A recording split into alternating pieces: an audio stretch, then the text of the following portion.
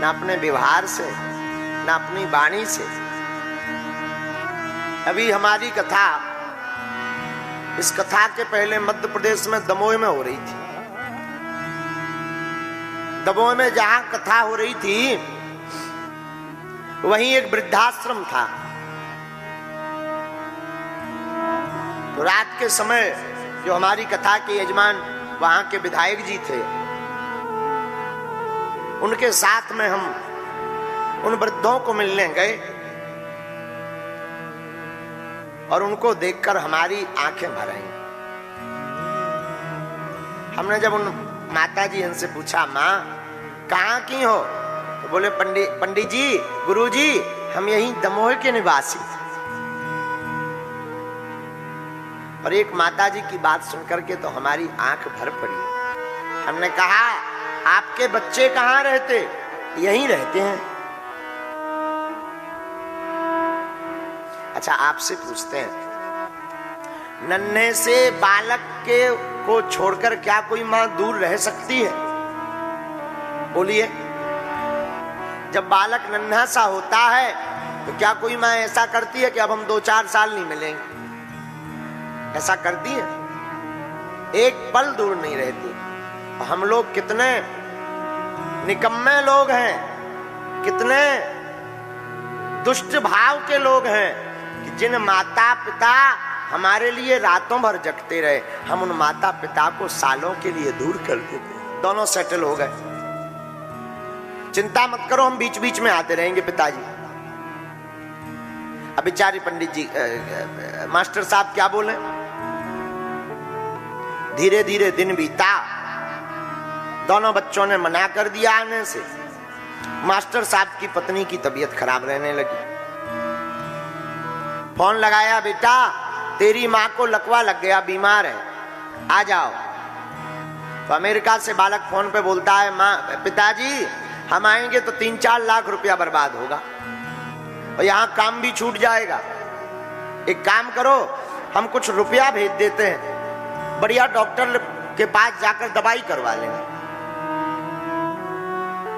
आज मास्टर साहब को बड़ा रोना आया कि जिन बच्चों के लिए हमने ना दिन देखा ना रात देखी, जिन बच्चों को पढ़ाने के लिए अपनी मेहनत लगा दी, समय लगा दिया, आज वही बच्चे जब हमारे ऊपर मुसीबत आई तो हमारे पास आने को कतरा रहे, आनाकानी कर रहे। मन ही मन सोचने लगे, हे प्रभु क्या समय देखने को मिले। धीरे धीरे समय बीता। एक दिन मास्टर साहब की पत्नी मर गई, सुबह प्रातः का।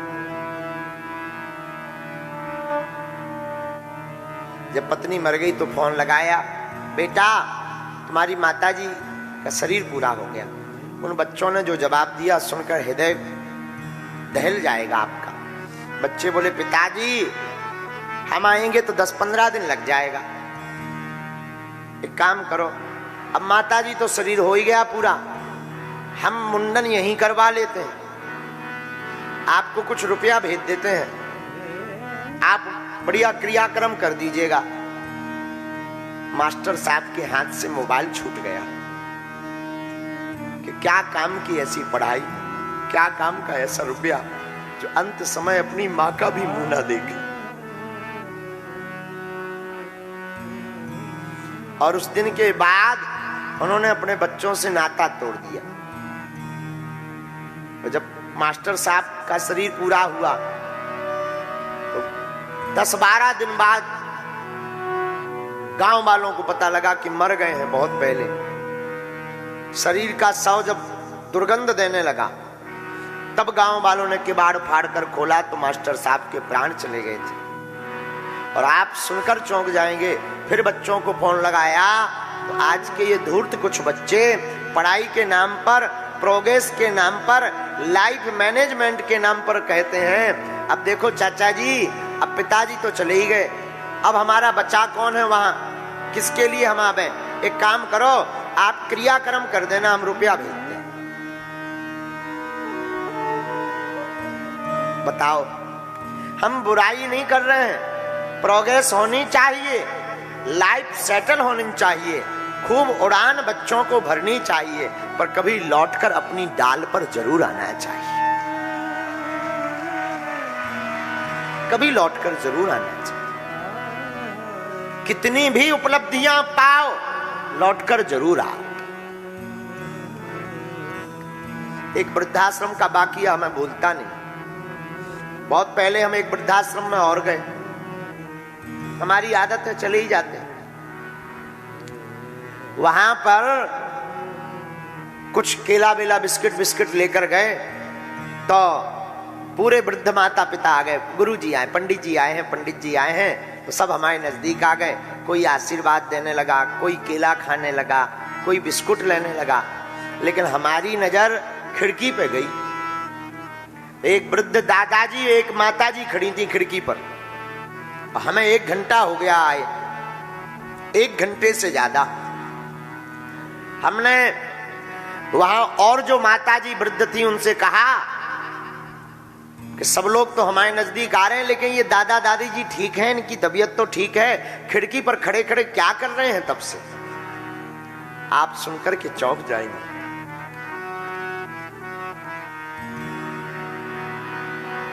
एक माताजी बोली, पंडित जी दरअसल उस खिड़की से इनके पुत्र का मकान दिखाई देता है और ये अपने पोतों से इतना प्रेम करते हैं, इतना प्रेम करते हैं कि जब वो स्कूल जाता है तो उसको देखने के लिए और स्कूल से वापस आते समय देखने के लिए दिन भर खिड़की पर खड़े रहते हैं।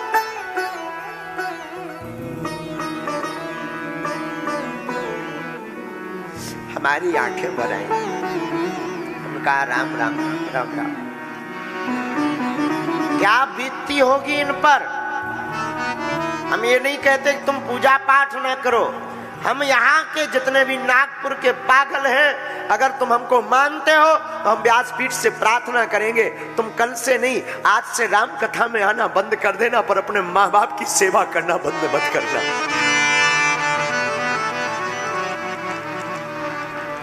आज से ही राम कथा में आना बंद कर देना। माता पिता इस धरती के भगवान है, माता पिता गुरु यही त्रिदेव है। कभी माँ की ममता से पूछना जिसने तुम्हारे लिए रातों भर रातें खोई हो, 9 महीना कोख में पाला हो, उस माँ से पूछना जो तुम्हारी उन्नति के लिए दिन न रात ईश्वर से कामना करती है। उस माँ से पूछना जो तुम्हारे भले के लिए कितने देवताओं को नहीं मनाती। कभी उस माँ के पास जाना, उस माँ के लिए अनुभव करना। तुम बीमार पड़ जाओ तो माँ बीमार पड़ जाती थी, बीमार तुम पड़े भोजन करना माँ बंद कर देती। कभी उस माँ से पूछना जो तुम्हारी बीमारी में लाखों देवताओं को एक साथ मना लेती है कि हे हनुमान जी, हे शंकर जी, हमारी बेटी हमारा बेटा ठीक हो जाए।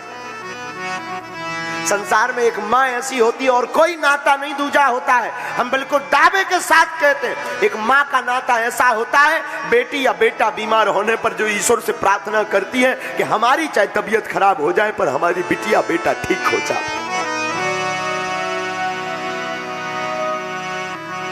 लेकिन हम लोग इतने निकम्मे हैं, माता पिता को ही त्याग करके माता पिता से दूर रह करके ही खुश रहते। आज भी हमारी माता जी, अब यहाँ लगभग हम 600 किलोमीटर दूर तो बैठे ही हैं, लेकिन आए दिन हमें दूर रहना पड़ता रोज। बागेश्वर जहाँ धाम पे भी हम रहते हैं तो हमारा भगवान की बड़ी कृपा है कि उसी गांव में हमारा जन्म हुआ है, वहीं हम बालाजी की सेवा कर रहे हैं।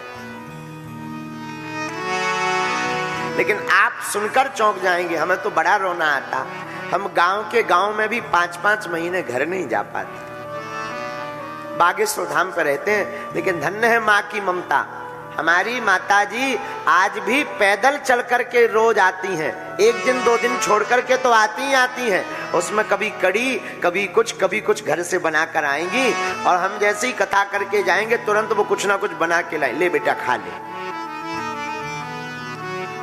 और एक बड़े राज की बात, कथा करके जावे और अद्भुत बात है, हम दुनिया को बागेश्वर बालाजी के नाम से नजर उतारते हैं। हमारी माता जी जब भी हम कथा करके जावे, सोई नमक मिर्चा और वो आटा का वो भूसी मिला करके आकर के एकदम उतारा कर जाती।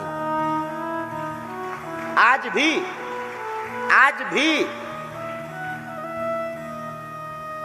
ये माँ की ममता, कोसों दूर रहे पर माँ को हमेशा चिंता रहती। लाला भोजन किया, समय पे खाना, समय पे सोना, ज्यादा मत बोलना, गला पक जाएगा, गला बैठ जाएगा।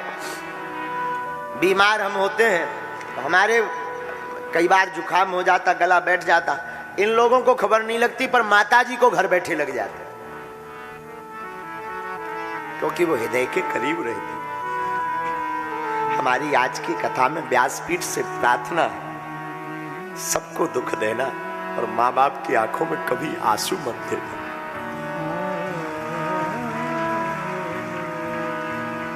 माँ ममता की मूर्ति है, माँ इस संसार की करुणा है।